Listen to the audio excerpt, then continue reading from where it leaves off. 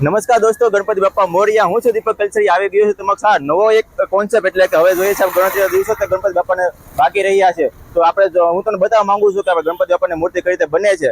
એના અહીંયા આપણે કહેવાય ને કે સીતાનગર રોડ છે, જે પર્વત પાટિયા વાળો, ત્યાં એ છે શ્રી ગણેશ મૂર્તિ માટેનું એક જે મૂર્તિ આર્ટ છે. તેની પાસે ઓફી અંદર જઈને જોઈએ આપણે કઈ ટાઈપની મૂર્તિ બનાવે છે, શું શું નાખે છે અને કઈ ટાઈપનું મટીરિયલ યુઝ કરે છે. તો ચાલો આપણે જોઈએ અને જાણીએ કઈ રીતનું મટીરિયલ છે અને કઈ રીતે બનાવે. ચાલો દોસ્તો, તમને બતાવું તમને કઈ રીતનું અંદર મૂર્તિનો ડિઝાઇન થઈ રહી છે અને કેટલા કાર્ય કામ કરીએ છીએ. હા, એ લોકોને પૂછીએ આપણે કેટલા સમયથી અહીંયા કામ કરે છે અને કોઈ લોકોને તમારે કોઈ ઓર્ડર આપવો હોય તો એમાં કોન્ટેક્ટ નંબર શું છે બધું જાણીશું.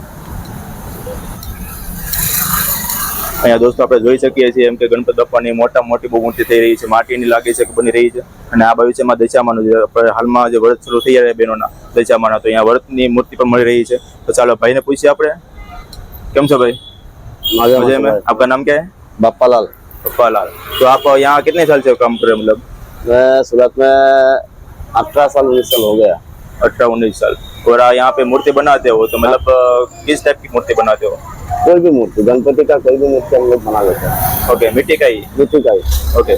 और मतलब यहाँ पे किसी को ऑर्डर देना हो मूर्ति का, और मतलब हाँ, साइज कौन सी रहेगी यहाँ बनाते हो आप? तो बड़ी रहती है कि छोटी रहती है? बड़ी छोटी सब बनाते हैं। सब बनाते हैं। और किसी दोस्त को मेरे को ऑर्डर देना है तो आपको कैसा कांटेक्ट करेगा? फोन नंबर से ही। और यहाँ पे आ जाता है कि मतलब फोन पे यहाँ पे आएगा तो भी चलेगा, और कांटेक्ट नंबर ले लेगा, कांटेक्ट में बात करेगा तो भी हो जाएगा। ठीक है। और मतलब गणपति बाप्पा की जो मूर्ति बनाते हो आप, वो बेसिकली सब नेचुरल के प्रोडक्ट के बनाते हो? ठीक है। हाँ, ठीक है। तो मतलब यहाँ पे अभी देख रहे हैं कि दशा माँ की मूर्ति है। हाँ। तो उसका मतलब कैसा रहता है? वो तो ऑर्डर से भी बनता है, रेडीमेड वाला भी हम अपने पास रहता है। अच्छा। जैसे ऑर्डर वाला में जैसे छोटा भी बनता है, बड़ा भी बनता है, जैसे हाँ, होलसेल भी होता है हमारा। ठीक है, होलसेल बनाते हो? ठीक है। તો ચાલો આપણે જોઈએ એમ કે અહીંયા મને લાગે છે કે મૂર્તિ ઓછામાં ઓછી 7 થી 8 ફૂટ જેવું લાગે છે. અને જોઈએ ને કે એકદમ નેચરલ ટાઈપની માટી એમાં યુઝ થયેલી છે. અને હા, ખાસ જોઈએ છે દોસ્તો, આપણે સરકારની ગાઈડલાઈન પ્રમાણે આ લોકોની જે હાઇટ છે આપણે જે કહે છે કે 10 ફૂટથી વધારે ના હોવી જોઈએ, તો એ ટાઈપની હાઇટ પણ નથી.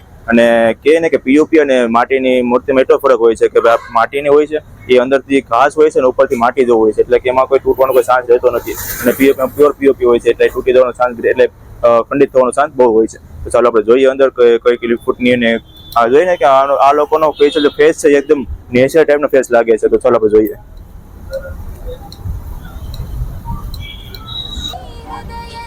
તો દોસ્તો અહીંયા આપણે જોઈ શકીએ છીએ કે આ જોતા જેવું લાગે છે કે રાવણના થીમમાં છે આ મૂર્તિ છે. આપણે અહીંયા દર્શન થઈ રહ્યા છે બાપાના.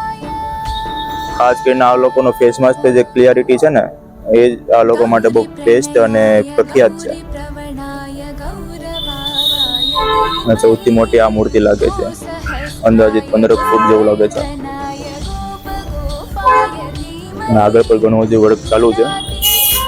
આપણે જોઈ શકીએ એમ કે અહીંયા આ લોકો અલગ અલગ ભાગ પહેલા બનાવે છે.